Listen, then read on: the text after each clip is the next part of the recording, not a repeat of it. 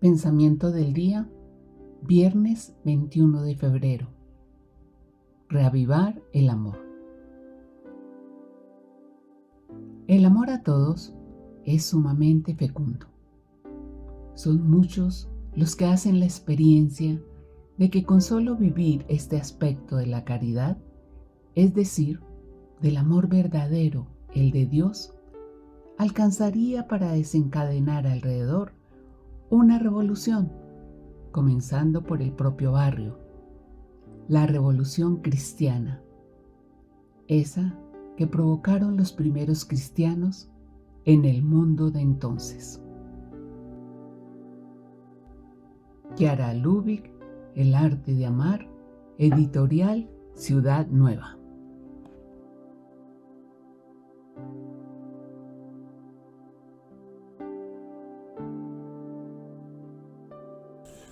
Palabra de vida, febrero de 2025.